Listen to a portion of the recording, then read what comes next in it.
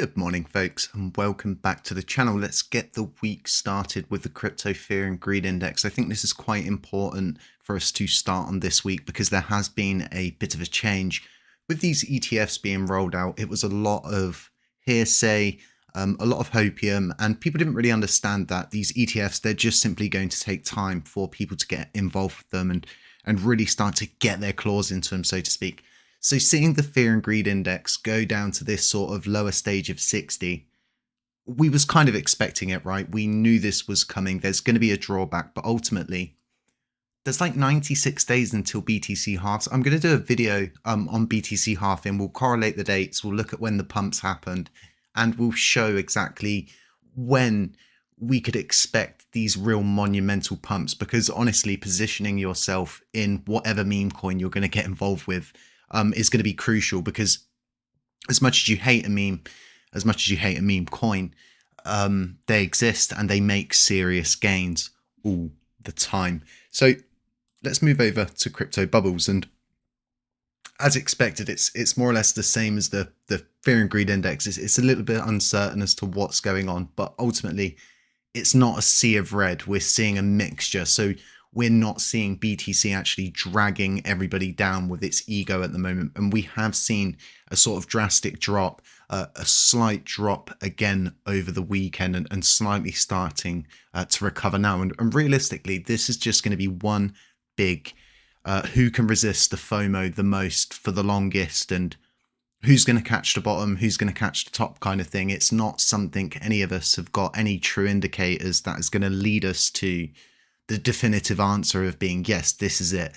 But like I said, meme coins are meme coins, but make sure you're involved in some kind of decent assets. For me, I'm looking at XRP at the moment, just specifically because it is coming out the back end of that court case. There's a lot of different things going on. I'll be throwing out some XRP content for you today. So let's move over to the main subject of this video, and I think this is the most smartest and intellectual thing that's been proposed so far moving forward. And there are other things that I'm going to suggest in this video, and we're going to need to do probably a follow-up video to really get the point out there as to some of the mistakes that have been made. And reducing the active set from 130 to 100 was a very greed-based decision, and those wanting that to be reduced down, simply just not caring about newcomers. We had around, I think, 13 validators that simply just got cut out, and that wasn't fair. I would have understood if it was below 100, but it wasn't. And like I said, this just induces more greed and more greed-based movements. And I'm not going to click on this because the person's self-promoting, trying to get people to delegate with their validator. It's kind of sneaky, but you know, people are people, humans are humans at the end of the day. Now, like I said, this is the smartest thing that has been proposed for a while, I think, and there's been some real silly stuff proposed, the usual burn stuff, but moving the active set back up to 130 is so crucial right now, because it seems there's some kind of weird ploy going on. There was a validator that shut down. I think a Noric stake has merged with some other validator. There's been like 12 billion LUNC moved to another validator. That's pushed that validator way up in voting power. And it seems something a little bit sinister is going on. People like Six Samurai are suggesting they're going to be doing work for free, which is absolutely awesome. But at the same time, you know, keep your guard up. Keep your guard up. You're all promised a repeg. You didn't get that repeg. You just simply got told the CX is this, that, and the other, left, right, whatever. I'm not interested, but at the same time, it's like $40,000 wasted. Meh. We should be making better decisions than this moving forward.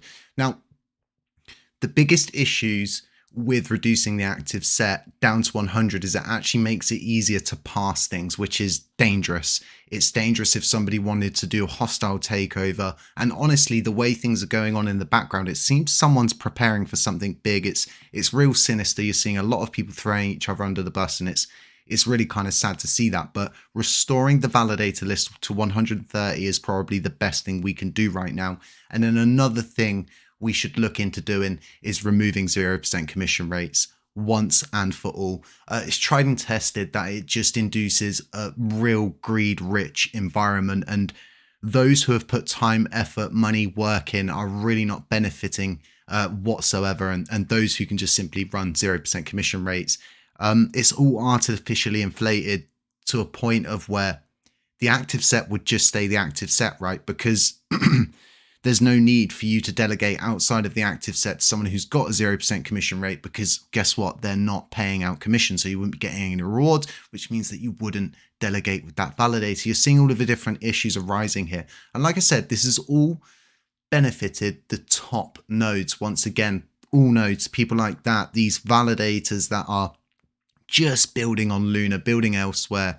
And that's not to say all nodes are doing that, because, you know, they provide our endpoints and different stuff like that. But I'm just putting it out there that these are the people that are benefiting substantially from these very idiotic greed-based movements, which are really just gaining people a few pennies here and there, and it's just benefiting those further up the list. And like I said, I think this is all actually sort of leading towards some sort of possible Trojan horse malicious play. We know what these people like. They don't stop. They just keep going. But that's what I'm here for, to try and see these things coming on the horizon and warn you of these things. It's just what I do. Now, it's going to be very interesting. I don't go and look at who's voting what anymore, because you irritate yourself in this situation, and people are going to vote the way they're going to vote, and you just need to respect it. Otherwise, everybody's just going to be in this constant friction-driven environment.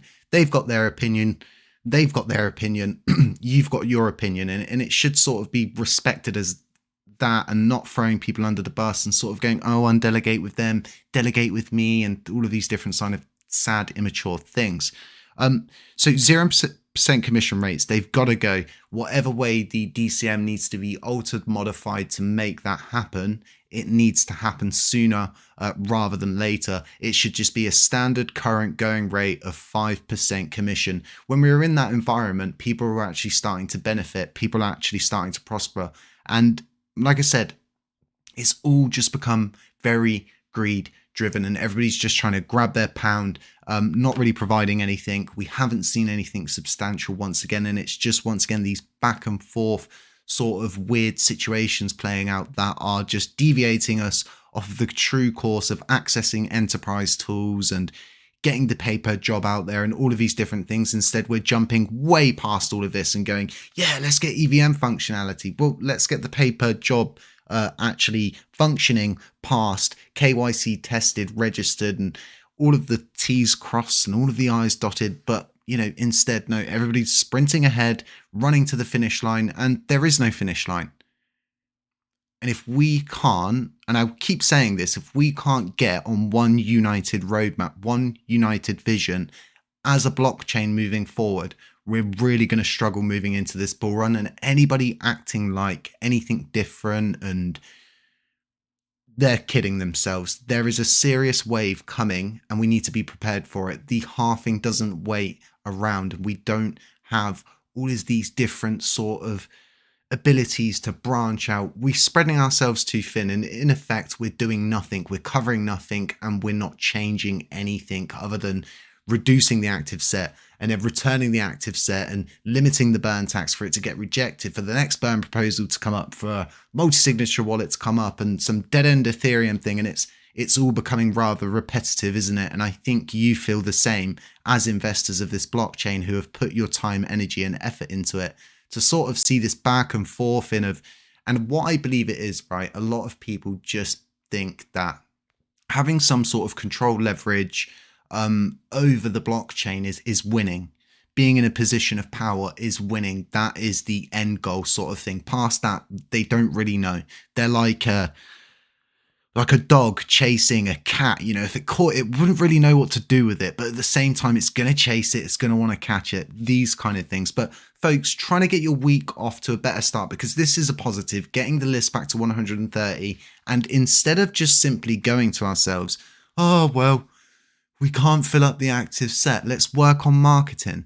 Let's introduce an environment that makes people want to build to get voting power, instead of it just being dished around by some algorithm that's based on 0% commission rates and trying to make sure everybody's got an equal opportunity and we're all equal. It doesn't work like that. Okay, if you're putting in more time, if you're putting in more energy, if you've been doing this for like 2 years, you should be getting support, right? And those who have just started should be having to work and develop things and develop auto compounding systems and introduce all of these different sort of projects and do all of these different things. Instead, we don't see that because people get to skip the queue. They get to reduce the active set. They get to take the easy road, the greedy way. And lots of people have benefited, right? And as we sit here now, we've come up on this monumental run, and I think from our all-time low, so our absolute lowest point, we're 125% away from being back at our all-time low.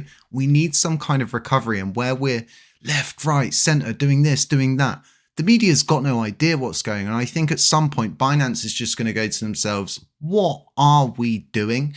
It's becoming this sort of very fruitless situation that's not benefiting anybody but all of those that are on Luna or those with 0% commission rates. It's one of these situations, and I'm simply telling it for how it is here. So yeah, getting the week off to a banging start, folks. Some XRP content coming later today. Keep an eye out on all of the different things. We're going to be covering loads of different things here, just branching out, looking into everything. We move into that bull run. I'll get the video up on BTC halving, and I'll get the video up on 0% commission rates also to get that information out there. We'll try get a podcast going with some of the developers over at TCC to get their opinion put in on these EVMs, because there are messages floating around which are simply saying it would kill the chain. We'll have to do a video on it. We'll have to look into it deeply, and we'll have to get different perspectives put in from it. But folks, stay safe, stay humble, stay aware, and as always, we'll catch you in the next one.